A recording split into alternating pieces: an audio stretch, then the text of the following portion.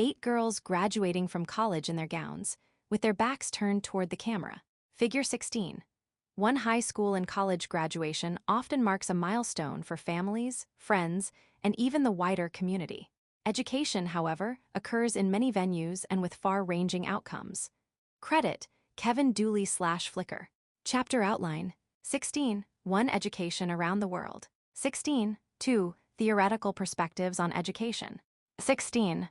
3 issues in education. What the educator does in teaching is to make it possible for the students to become themselves. Paulo Freire, Pedagogy of the Oppressed. David Simon, in his book Social Problems and the Sociological Imagination, A Paradigm for Analysis, 1995, points to the notion that social problems are, in essence, contradictions.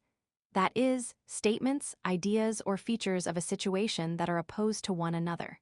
Consider, then, that one of the greatest expectations in U.S. society is that to attain any form of success in life, a person needs an education. In fact, a college degree is rapidly becoming an expectation at many levels of success, not merely an enhancement to our occupational choices. And, as you might expect, the number of people graduating from college in the United States continues to rise dramatically. The contradiction, however, lies in the fact that the more impactful a college degree has become, the harder it has become to achieve it. The cost of getting a college degree has risen sharply since the mid-1980s, while many important forms of government support have barely increased. The net result is that those who do graduate from college are likely to begin a career in debt. As of 2009, a typical student's loans amounted to around $23,000. $10 years later, the average amount of debt for students who took loans grew to over $30,000. The overall national student loan debt topped $16 trillion in 2020, according to the Federal Reserve. These rising costs and risky debt burdens have led to a number of diverse proposals for solutions. Some call for canceling current college debt and making more colleges free to qualifying students.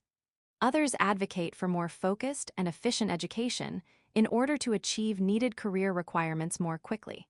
Employers, seeking both to widen their applicant pool and increase equity among their workforce, have increasingly sought ways to eliminate unnecessary degree requirements. If a person has the skills and knowledge to do the job, they have more access to it. CARE 2020. A graph shows the unemployment rate by level of educational attainment.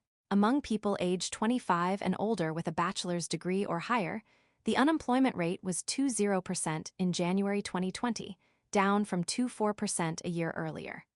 The national unemployment rate was 3.6% in January 2020, down from 4.0% in January 2019. The national unemployment rate is for people age 16 and older. The bottom data line of the graph indicates bachelor's degree holders, who are regularly several percentage points lower in unemployment than the next level of people measured, which are people with some college education.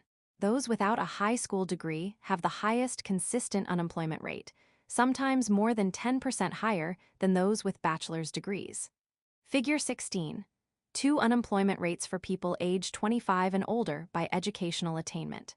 As can be seen in the graph, the overall unemployment rate began falling in 2009 after it peaked during the financial crisis, and continued its downward trend through the decade from 2010 to 2020.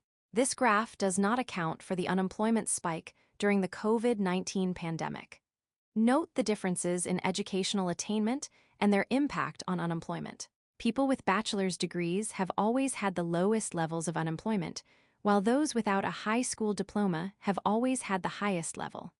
Credit, Bureau of Labor Statistics. Is a college degree still worth it? Lifetime earnings among those with a college degree are, on average, still much higher than for those without. A 2019 Federal Reserve report indicated that, on average, college graduates earn $30,000 per year more than non-college graduates. Also, that wage gap has nearly doubled in the past 40 years, Able 2019. Is the wage advantage enough to overcome the potential debt? And what's behind those averages? Remember, since the $30,000 is an average, it also confirms what we see from other data, that certain people in certain college majors earn far more than others. As a result, Earning a college degree in a field that has a smaller wage advantage over non-college graduates might not seem worth it. But is college worth more than money? A student earning associate's and bachelor's degrees generally will often take a wide array of courses, including many outside of their major.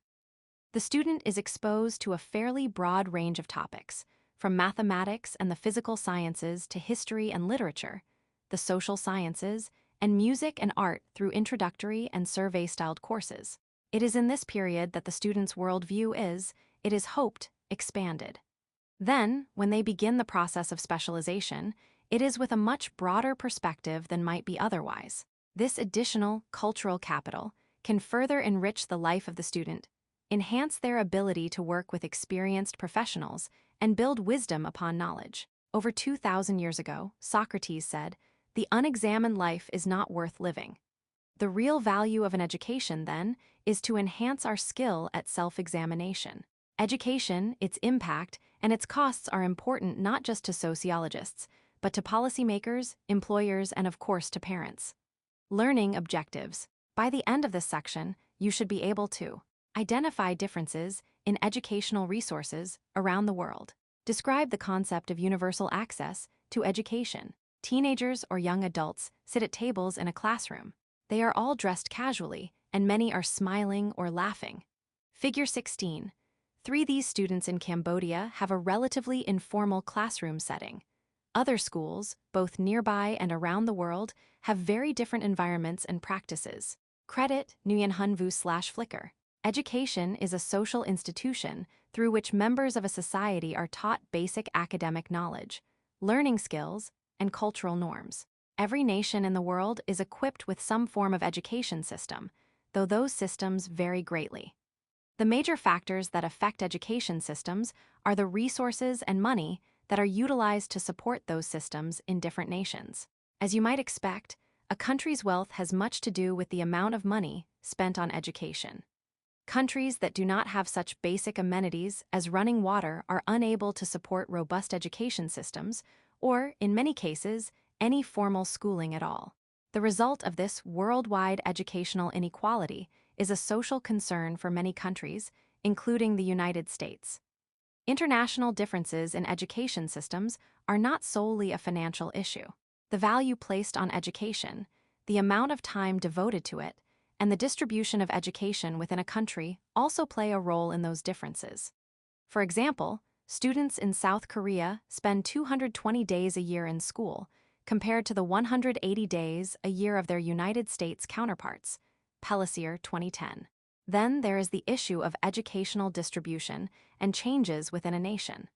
The Program for International Student Assessment, PISA, is administered to samples of 15-year-old students worldwide. In 2010, the results showed that students in the United States had fallen from 15th to 25th in the rankings for science and math, National Public Radio 2010. The same program showed that by 2018, U.S. student achievement had remained on the same level for mathematics and science, but had shown improvements in reading. In 2018, about 4,000 students from about 200 high schools in the United States took the PISA test, OECD 2019. Analysts determined that the nations and city-states at the top of the rankings had several things in common. For one, they had well-established standards for education with clear goals for all students. They also recruited teachers from the top 5 to 10% of university graduates each year, which is not the case for most countries, National Public Radio 2010. Finally, there is the issue of social factors.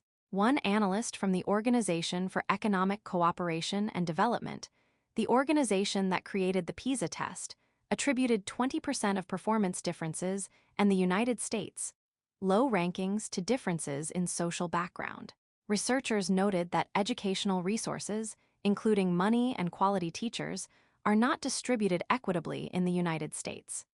In the top-ranking countries, limited access to resources did not necessarily predict low performance. Analysts also noted what they described as resilient students, or those students who achieve at a higher level than one might expect given their social background. In Shanghai and Singapore, the proportion of resilient students is about 70%. In the United States, it is below 30%.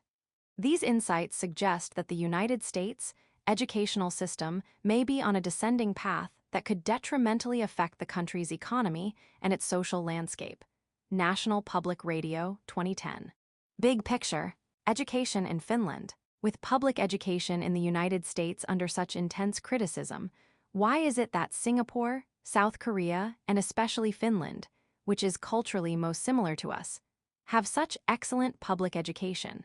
Over the course of 30 years, the country has pulled itself from among the lowest rankings by the Organization of Economic Cooperation, OEDC, to first in 2012, and remains, as of 2014, in the top 5. Contrary to the rigid curriculum and long hours demanded of students in South Korea and Singapore, Finnish education often seems paradoxical to outside observers because it appears to break a lot of the rules we take for granted.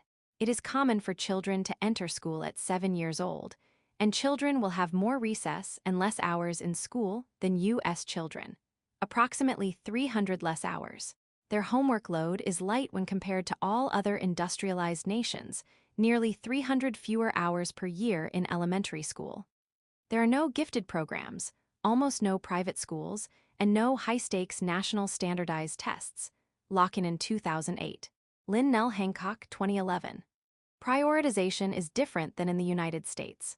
There is an emphasis on allocating resources for those who need them most: high standards, support for special needs students, qualified teachers taken from the top 10% of the nation's graduates and who must earn a master's degree, evaluation of education, balancing decentralization and centralization. We used to have a system which was really unequal, stated the Finnish education chief in an interview. My parents never had a real possibility to study and have a higher education. We decided in the 1960s that we would provide a free quality education to all. Even universities are free of charge. Equal means that we support everyone and we're not going to waste anyone's skills. As for teachers, we don't test our teachers or ask them to prove their knowledge. But it's true that we do invest in a lot of additional teacher training even after they become teachers. Groslow, 2014. Yet over the past decade, Finland has consistently performed among the top nations on the PISA. Finland's school children didn't always excel.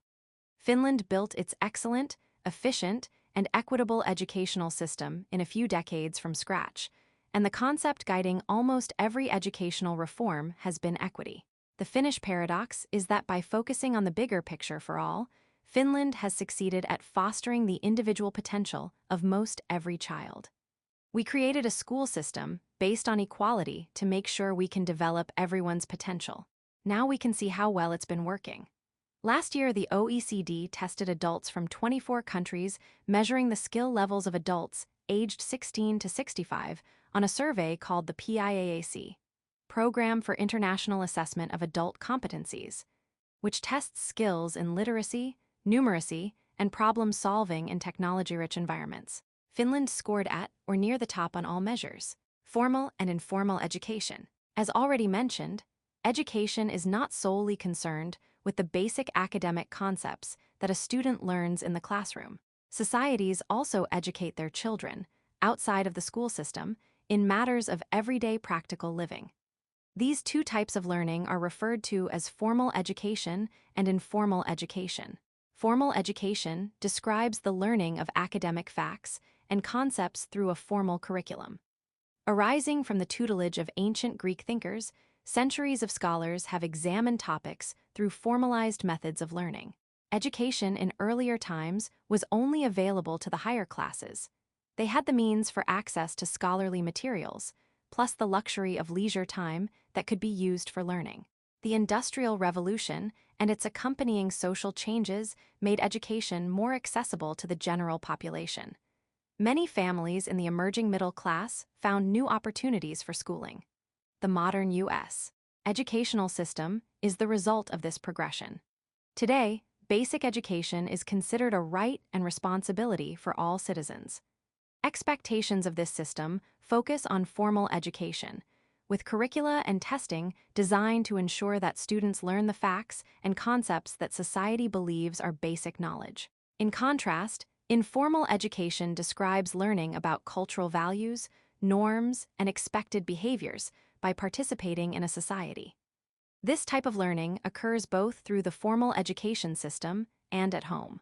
Our earliest learning experiences generally happen via parents, relatives, and others in our community. Through informal education, we learn important life skills that help us get through the day and interact with each other, including how to dress for different occasions, how to perform regular tasks such as shopping for and preparing food, and how to keep our bodies clean. Many professional tasks and local customs are learned informally as well. A child who appears to be about age 8 cuts a loaf of bread while a younger child watches. Figure 16. 4 children showing younger siblings how to serve food is an example of informal education. Credit, Tim Pierce/Flickr. Cultural transmission refers to the way people come to learn the values, beliefs, and social norms of their culture. Both informal and formal education include cultural transmission. For example, a student will learn about cultural aspects of modern history in a U.S. history classroom. In that same classroom, the student might learn the cultural norm for asking a classmate out on a date through passing notes and whispered conversations. Access to education. Another global concern in education is universal access. This term refers to people's equal ability to participate in an education system. On a world level, access might be more difficult for certain groups based on class or gender, as was the case in the United States earlier in the nation's history, a dynamic we still struggle to overcome. The modern idea of universal access arose in the United States as a concern for people with disabilities. In the United States, one way in which universal education is supported is through federal and state governments covering the cost of free public education. Of course, the way this plays out in terms of school budgets and taxes makes this an often contested topic on the national, state, and community levels. Rank state education spending per student. 1 New York $24, $40. 2 District of Columbia $22, $759. 3 Connecticut $20, $635. 4 New Jersey $20, $21. 5 Vermont $19, $340. 6 Alaska $17, $726. 7 Massachusetts $17, $58. 8 New Hampshire $16, $893. 9 Pennsylvania $16, $395. 10 Wyoming $16, $224. 11 Rhode Island $16, $121. 12 Illinois $15, $741. 13 Delaware $15, $639. 14 Hawaii $15, $242. 15 Maryland $14, $762. 16 Maine $14, $145. 17 North Dakota $13, $758. 18 Ohio $13, $27. 19 Washington $12, $995. 20 Minnesota $12, $975. 21 California $12, $498. 22 Nebraska $12, $491. 23 Michigan $12, $345. 24 Wisconsin $12, $285. 25 Virginia $12, $216. 26 Oregon $11, $920. 27 Iowa $11, $732. 28 Montana $11, $680. 29 Kansas $11, $653. 30 Louisiana $11, $452. 31 West Virginia $11, $334. 32 Kentucky $11, $110. 33 South Carolina $10, $856. 34 Missouri $10, $810. 34 Georgia $10, $810. 36 Indiana $10, $262. 37 Colorado $10, $202. 38 Arkansas $10, $139. 39 South Dakota $10, $73. 40 Alabama $9, $696. 41 Texas $9, $606. 42 New Mexico $9, $582. 43 Tennessee $9, $544. 44 Nevada $9, $417, 45 North Carolina $9, $377, 46 Florida $9, 346, 47 Mississippi $8, $935, 48 Oklahoma $8, $239, 49 Arizona $8, $239, 50 Idaho $7, $771, 51 Utah $7, $628. Table 16. 1. How does state spending affect educational opportunities? Education Data. Org 2018. A precedent for universal access to education in the United States was set with the 1972 U.S. District Court for the District of Columbia's decision in Mills v. Board of Education of the District of Columbia. This case was brought on the behalf of 7 school-age children with special needs who argued that the school board was denying their access to free public education. The school board maintained that the children's exceptional needs, which included intellectual disabilities, precluded their right to be educated for free in a public school setting. The board argued that the cost of educating these children would be too expensive and that the children would therefore have to remain at home without access to education. This case was resolved in a hearing without any trial. The judge, Joseph Cornelius Waddy, upheld the students' right to education, finding that they were to be given either public education services or private education paid for by the Washington, D.C. Board of Education. He noted that constitutional rights must be afforded citizens despite the greater expense involved. The District of Columbia's interest in educating the excluded children clearly must outweigh its interest in preserving its financial resources. The inadequacies of the District of Columbia public school system, whether occasioned by insufficient funding or administrative inefficiency, certainly cannot be permitted to bear more heavily on the exceptional or handicapped child than on the normal child. Mills v.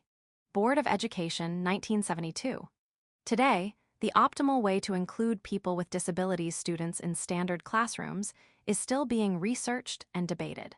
Inclusion is a method that involves complete immersion in a standard classroom, whereas mainstreaming balances time in a special needs classroom with standard classroom participation. There continues to be social debate surrounding how to implement the ideal of universal access to education. Learning objectives. By the end of this section, you should be able to define manifest and latent functions of education, explain and discuss how functionalism, conflict theory, feminism, and interactionism view issues of education. While it is clear that education plays an integral role in individuals' lives as well as society as a whole, sociologists view that role from many diverse points of view. Functionalists believe that education equips people to perform different functional roles in society. Conflict theorists view education as a means of widening the gap in social inequality. Feminist theorists point to evidence that sexism in education continues to prevent women from achieving a full measure of social equality. Symbolic interactionists study the dynamics of the classroom, the interactions between students and teachers, and how those affect everyday life. In this section, you will learn about each of these perspectives. Functionalism. Functionalists view education as one of the more important social institutions in a society. They contend that education contributes 2 kinds of functions: manifest or primary functions, which are the intended and visible functions of education, and latent or secondary functions, which are the hidden and unintended functions. Manifest functions. There are several major manifest functions associated with education. The first is socialization. Beginning in preschool and kindergarten, students are taught to practice various societal roles. The French sociologist Émile Durkheim, 1858–1917, who established the academic discipline of sociology, characterized schools as socialization agencies that teach children how to get along with others and prepare them for adult economic roles. Durkheim, 1898. Indeed, it seems that schools have taken on this responsibility in full. This socialization also involves learning the rules and norms of the society as a whole. In the early days of compulsory education, students learned the dominant culture. Today, since the culture of the United States is increasingly diverse, students may learn a variety of cultural norms, not only that of the dominant culture. School systems in the United States also transmit the core values of the nation through manifest functions like social control. One of the roles of schools is to teach students conformity to law and respect for authority. Obviously, such respect, given to teachers and administrators, will help a student navigate the school environment. This function also prepares students to enter the workplace and the world at large, where they will continue to be subject to people who have authority over them. Fulfillment of this function rests primarily with classroom teachers and instructors who are with students all day. A teacher writes on a whiteboard, and a group of students looks on while seated at desks. Figure 16. 5. The teacher's authority in the classroom is a way in which education fulfills the manifest functions of social control. Credit: U.S. Department of Education/Flickr. Education also provides one of the major methods used by people for upward social mobility. This function is referred to as social placement. College and graduate schools are viewed as vehicles for moving students closer to the careers that will give them the financial freedom and security they seek. As a result, college students are often more motivated to study areas that they believe will be advantageous on the social ladder. A student might value business courses over a class in Victorian poetry because she sees business class as a stronger vehicle for financial success. Latent functions. Education also fulfills latent functions. As you well know, much goes on in a school that has little to do with formal education. For example, you might notice an attractive fellow student when he gives a particularly interesting answer in class. Catching up with him and making a date speaks to the latent function of courtship, fulfilled by exposure to a peer group in the educational setting. The educational setting introduces students to social networks that might last for years and can help people find jobs after their schooling is complete. Of course, with social media such as Facebook and LinkedIn, these networks are easier than ever to maintain. Another latent function is the ability to work with others in small groups, a skill that is transferable to a workplace and that might not be learned in a homeschool setting. The educational system, especially as experienced on university campuses, has traditionally provided a place for students to learn about various social issues. There is ample opportunity for social and political advocacy, as well as the ability to develop tolerance to the many views represented on campus. In 2011, the Occupy Wall Street movement swept across college campuses all over the United States, leading to demonstrations in which diverse groups of students were unified with the purpose of changing the political climate of the country. Manifest functions, openly stated functions with intended goals, latent functions, hidden, unstated functions with sometimes unintended consequences, socialization, courtship, transmission of culture, social networks, social control, group work, social placement, creation of generation gap, cultural innovation, political and social integration. Table 16. 2 manifest and latent functions of education. According to functionalist theory, education contributes both manifest and latent functions. Functionalists recognize other ways that schools educate and enculturate students. One of the most important U.S. values students in the United States learn is that of individualism, the valuing of the individual over the value of groups or society as a whole. In countries such as Japan and China, where the good of the group is valued over the rights of the individual, students do not learn as they do in the United States that the highest rewards go to the best individual in academics as well as athletics. One of the roles of schools in the United States is fostering self-esteem. Conversely, schools in Japan focus on fostering social esteem, the honoring of the group over the individual. In the United States, schools also fill the role of preparing students for competition in life. Obviously, athletics foster a competitive nature, but even in the classroom, students compete against one another academically. Schools also fill the role of teaching patriotism. Students recite the Pledge of Allegiance each morning and take history classes where they learn about national heroes and the nation's past. A group of people in graduation caps and gowns stands with their hands over their hearts. Figure 16. 6. Starting each day with the Pledge of Allegiance is one way in which students are taught patriotism. According to a number of court rulings, students in the United States cannot be compelled to recite or salute during the pledge. Credit, SC National Guard/Flicker. Another role of schools, according to functionalist theory, is that of sorting or classifying students based on academic merit or potential. The most capable students are identified early in schools through testing and classroom achievements. Such students are placed in accelerated programs in anticipation of successful college attendance. Functionalists also contend that school, particularly in recent years, is taking over some of the functions that were traditionally undertaken by family. Society relies on schools to teach about human sexuality as well as basic skills such as budgeting and job applications, topics that at one time were addressed by the family. Conflict theory. Conflict theorists do not believe that public schools reduce social inequality. Rather, they believe that the educational system reinforces and perpetuates social inequalities that arise from differences in class, gender, race, and ethnicity. Where functionalists see education as serving a beneficial role, conflict theorists view it more negatively. To them, educational systems preserve the status quo and push people of lower status into obedience. Boy kicking a soccer ball on a playground toward 3 other boys who are caged against a wall by a small metal goalpost. The boys are crying or holding their ears. Figure 16. 7 conflict theorists see the education system as a means by which those in power stay in power.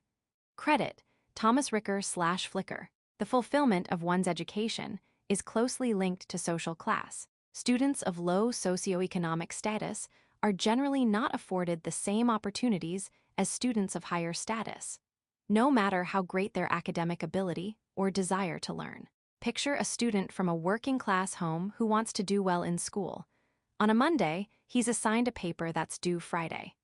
Monday evening, he has to babysit his younger sister while his divorced mother works. Tuesday and Wednesday, he works stocking shelves after school until 10:00 p.m. by Thursday, the only day he might have available to work on that assignment. He's so exhausted he can't bring himself to start the paper. His mother, though she'd like to help him, is so tired herself that she isn't able to give him the encouragement or support he needs. And since English is her second language, she has difficulty with some of his educational materials. They also lack a computer and printer at home, which most of his classmates have, so they have to rely on the public library or school system for access to technology. As this story shows, many students from working-class families have to contend with helping out at home, contributing financially to the family, poor study environments, and a lack of support from their families. This is a difficult match with education systems that adhere to a traditional curriculum that is more easily understood and completed by students of higher social classes. Such a situation leads to social class reproduction, extensively studied by French sociologist Pierre Bourdieu. He researched how cultural capital, or cultural knowledge that serves, metaphorically, as currency that helps us navigate a culture, alters the experiences and opportunities available to French students from different social classes. Members of the upper and middle classes have more cultural capital than do families of lower class status. As a result, the educational system maintains a cycle in which the dominant culture's values are rewarded. Instruction and tests cater to the dominant culture and leave others struggling to identify with values and competencies outside their social class. For example, there has been a great deal of discussion over what standardized tests, such as the SAT, truly measure. Many argue that the tests group students by cultural ability rather than by natural intelligence. The cycle of rewarding those who possess cultural capital is found in formal educational curricula as well as in the hidden curriculum, which refers to the type of non-academic knowledge that students learn through informal learning and cultural transmission. This hidden curriculum reinforces the positions of those with higher cultural capital and serves to bestow status unequally. Conflict theorists point to tracking, a formalized sorting system that places students on tracks, advanced versus low achievers that perpetuate inequalities. While educators may believe that students do better in tracked classes because they are with students of similar ability and may have access to more individual attention from teachers, conflict theorists feel that tracking leads to self-fulfilling prophecies in which students live up, or down to teacher and societal expectations. Education Week 2004. To conflict theorists, schools play the role of training working-class students to accept and retain their position as lower members of society. They argue that this role is fulfilled through the disparity of resources available to students in richer and poorer neighborhoods, as well as through testing. Lawn and Tyson, 2008. IQ tests have been attacked for being biased, for testing cultural knowledge rather than actual intelligence. For example, a test item may ask students what instruments belong in an orchestra.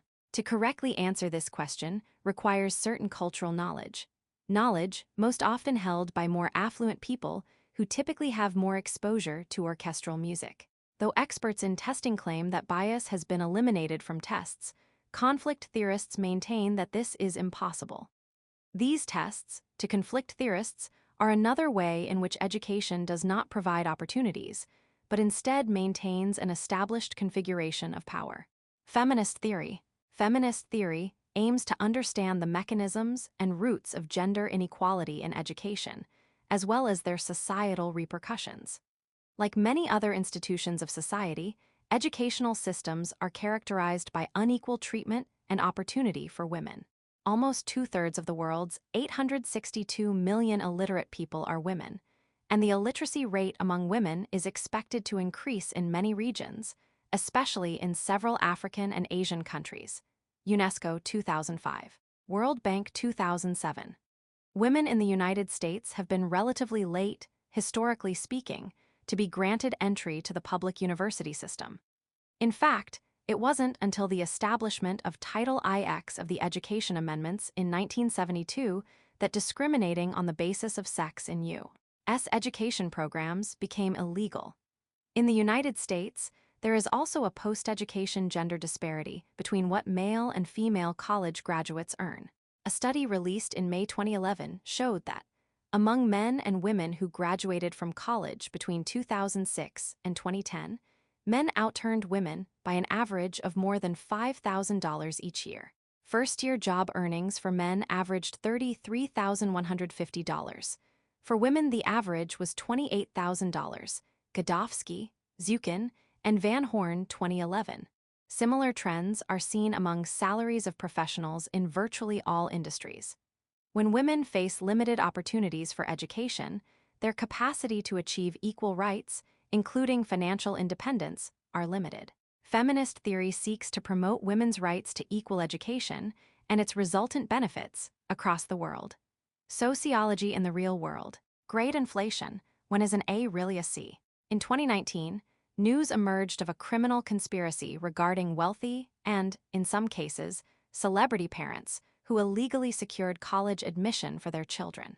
Over 50 people were implicated in the scandal, including employees from prestigious universities. Several people were sentenced to prison. Their activity included manipulating test scores, falsifying students' academic or athletic credentials, and acquiring testing accommodations through dishonest claims of having a disability. One of the questions that emerged at the time was how the students at the subject of these efforts could succeed at these challenging and elite colleges. Meaning, if they couldn't get in without cheating, they probably wouldn't do well. Wouldn't their lack of preparation quickly become clear? Many people would say no. First, many of the students involved, the children of the conspirators, had no knowledge or no involvement of the fraud. Those students may have been admitted anyway. But there may be another safeguard for underprepared students at certain universities: grade inflation. Grade inflation generally refers to a practice of awarding students higher grades than they have earned. It reflects the observation that the relationship between letter grades and the achievements they reflect has been changing over time.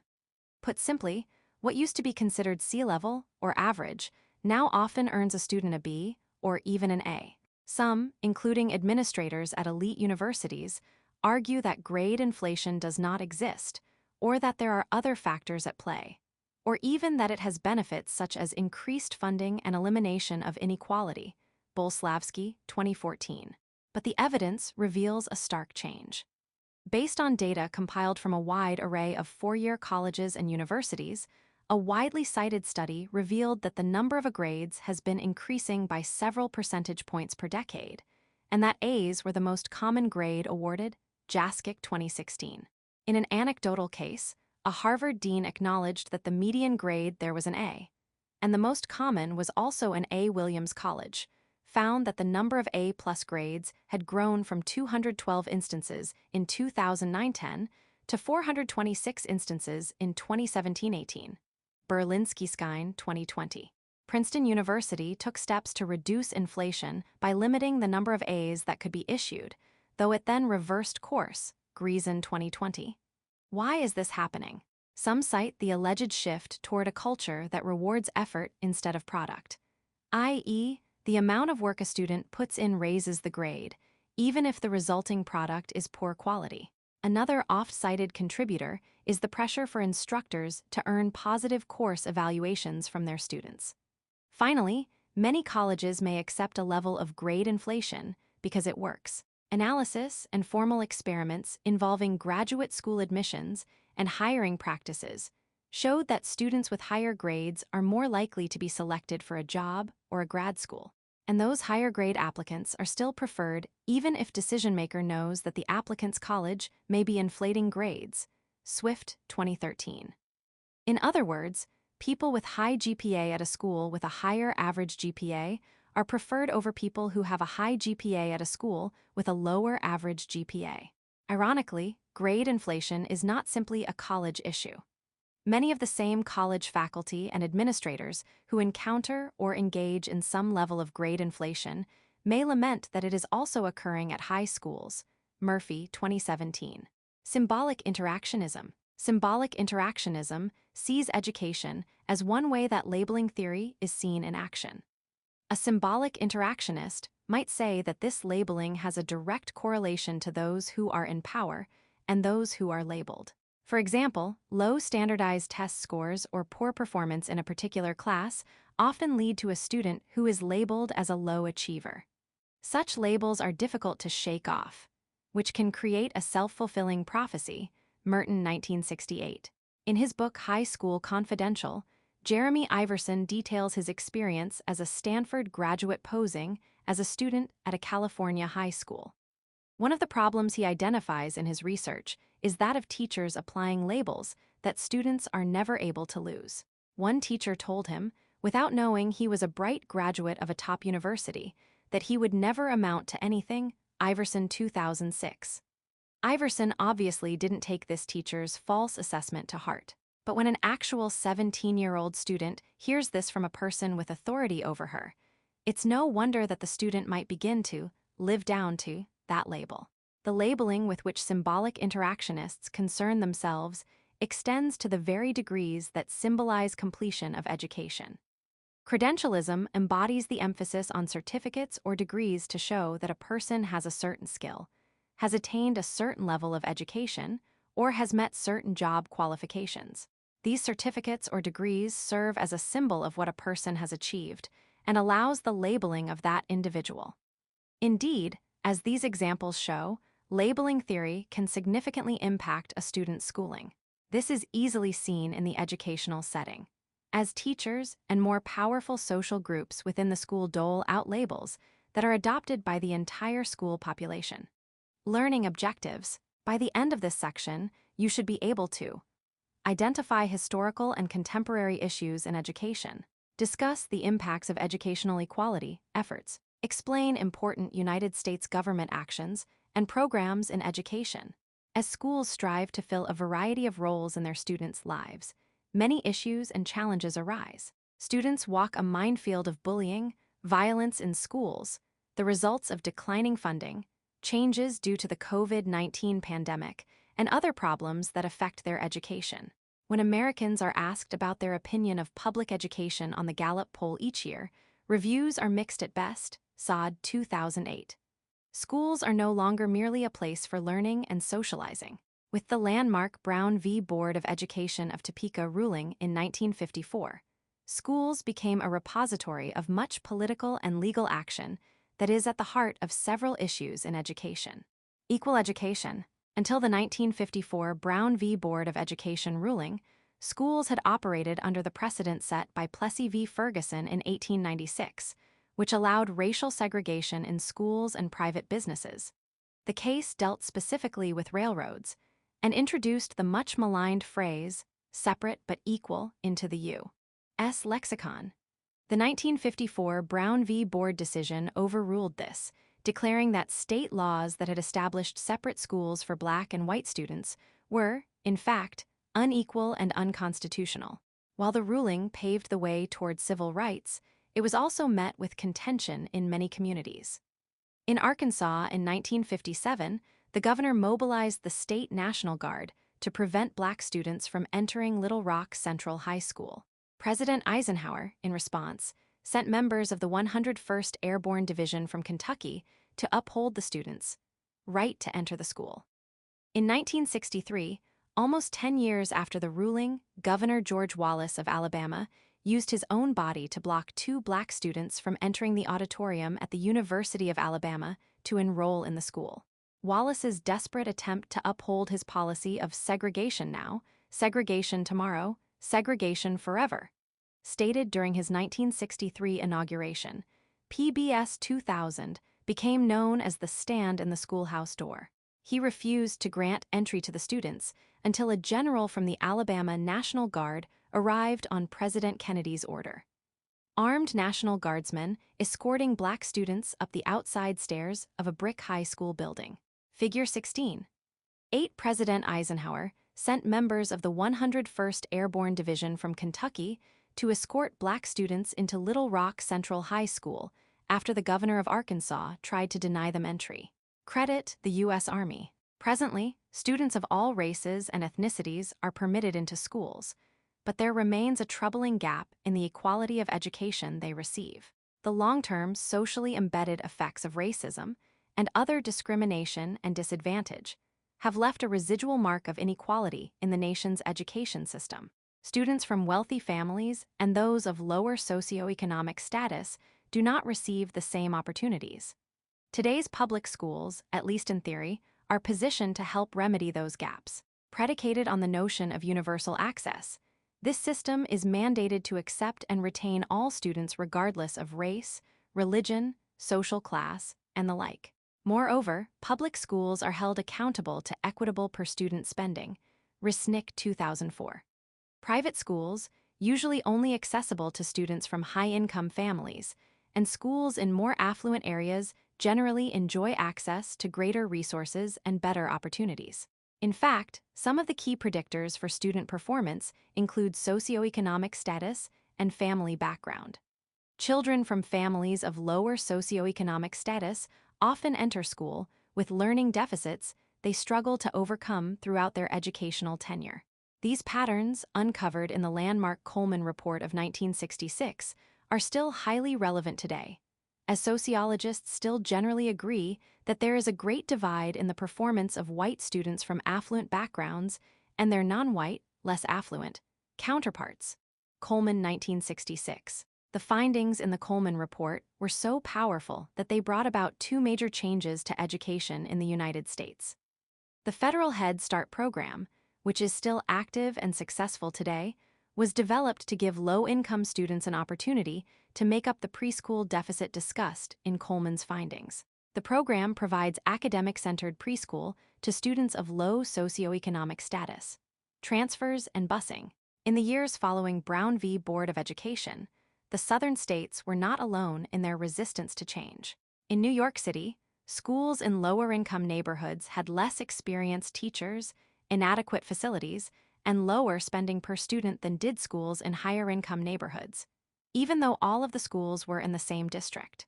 In 1958, activist Mee Mallory, with the support of grassroots advocate Ella Baker and the NAACP, led a group of parents who kept their children out of school, essentially boycotting the district. She and the rest of the group, known as the Harlem Nine, were publicly chastised and pursued by the judicial system. After several decisions and appeals, the culminating legal decision found that the city was effectively segregating schools, and that students in certain neighborhoods were still receiving a discriminatorily inferior education. New York City, the nation's largest school district, enacted an open transfer policy that laid the groundwork for further action, Jeffries 2012. With the goal of further desegregating education, courts across the United States ordered some school districts to begin a program that became known as busing.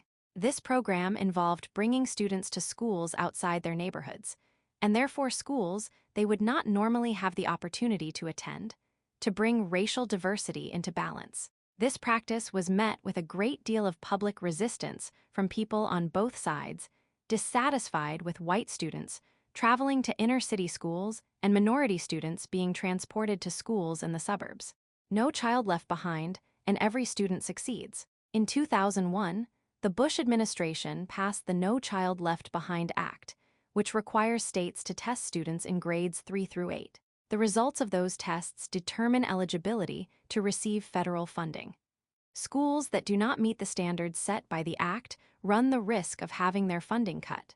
Sociologists and teachers alike have contended that the impact of the No Child Left Behind Act is far more negative than positive, arguing that a one-size-fits-all concept cannot apply to education. As a result of widespread criticism, many of the national aspects of the Act were gradually altered, and in 2015 they were essentially eliminated. That year, Congress passed the Every Student Succeeds Act, ESSA. The law decreases the federal role in education. Annual testing is still required, but the achievement and improvement accountability is shifted to the states, which must submit plans and goals regarding their approaches to the U.S. Department of Education for approval.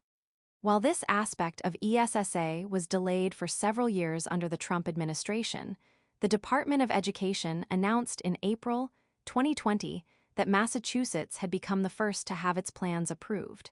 The COVID-19 pandemic delayed many states' further action in terms of ESSA approval. New views on standardized tests. The funding tie-in of the No Child Left Behind Act has led to the social phenomenon commonly called teaching to the test, which describes when a curriculum focuses on equipping students to succeed on standardized tests, to the detriment of broader educational goals and concepts of learning. At issue are two approaches to classroom education. The notion that teachers impart knowledge that students are obligated to absorb, versus the concept of student-centered learning that seeks to teach children not facts, but problem-solving abilities and learning skills. Both types of learning have been valued in the U.S. school system. The former, to critics of teaching to the test, only equips students to regurgitate facts, while the latter, to proponents of the other camp, fosters lifelong learning and transferable work skills. The Scholastic Aptitude Test, SAT, and the American College Testing, ACT, have for decades served as rites of passage for millions of high school students. Colleges utilize the scores as benchmarks in the admissions process. Since the tests have been important in college admissions, many families place significant emphasis on preparing for them. However, the disparity in how much money families are able to spend on that preparation results in inequities. SAT, ACT prep courses and tutors are expensive, and not everyone can afford them. As a result, the inequity found in K-12 education may extend to college. For years, college admissions programs have been taking these disparities into account and have based admissions on factors beyond standardized test scores. However, issues with the tests remain. In 2020, a slate of highly selective colleges eliminated their standardized test requirement for admission, and in 2021, several colleges expanded and extended their test-optional approach. Students with disabilities. Since the 1978 implementation of what would become the Individuals with Disabilities Education Act, IDEA, states and local districts have continually increased their investment in the quality of education for students with disabilities. The Act's reauthorization, coupled with No Child Left Behind, added requirements and guidance for states and school districts. Until that point in time, students with intellectual or other disabilities had been steadily improving their achievement, graduation rates, and success in post-high school endeavors. However, significant disparities existed and persist today based on race, ethnicity, and also on geography. Beyond the quality of education for students with disabilities, the disparity was often most noticeable in the classification of those students. States varied on which disabilities received services and how much support was provided. Many students with dyslexia, ADHD, and other disorders are either not diagnosed, not taken seriously, or not given as much support as they require in order to succeed. This can extend into adulthood. For example, ADHD was for years considered only a children's disease, something that people grew out of.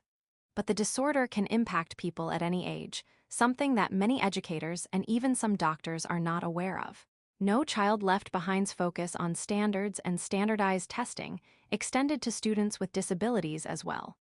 A core goal was that students with disabilities would work toward the same standards and take the same tests, with accommodations, if needed, as did students without disabilities. The outcomes were mixed. Test performance for students with disabilities increased, but so did dropouts. There was also evidence that some schools were less welcoming to students with disabilities as a way to increase average scores, National Council on Disabilities 2004. In general, programs have improved to the point that students with disabilities are graduating from high school at a national average of about 73%. This is lower than the average graduation rate for students in all populations, which is 88%, but it is a vast improvement over previous decades, NCES 2020. However, several issues remain. First, students from lower income and areas and states with lower education budgets still are offered far fewer services. They graduate high school at a much lower rate than the average. Second, because identification remains a major gap, many students with disabilities may be in the mainstream population, but are not supported as well as they should be. Even when this group gets to college, they may be starting with a lower level of preparation, Samuels 2019. School choice. As we have seen, education is not equal, and people have varied needs. Parents, guardians, and child advocates work to obtain the best schooling for children, which may take them outside the traditional environment. Public school alternatives to traditional schools include vocational schools, special education schools, magnet schools, charter schools, alternative schools, early college schools, and virtual schools. Private school options may include religious and non-religious options, as well as boarding schools. In some locations, a large number of students engage in these options. For example, in North Carolina, 1 in 5 students does not attend a traditional public school, Hui 2019. Homeschooling refers to children being educated in their own homes, typically by a parent, instead of in a traditional public or private school system. Proponents of this type of education argue that it provides an outstanding opportunity for student-centered learning, while circumventing problems that plague today's education system. Opponents counter that homeschooled children miss out on the opportunity for social development that occurs in standard classroom environments and school settings. School choice advocates promote the idea that more choice allows parents and students a more effective educational experience that is right for them.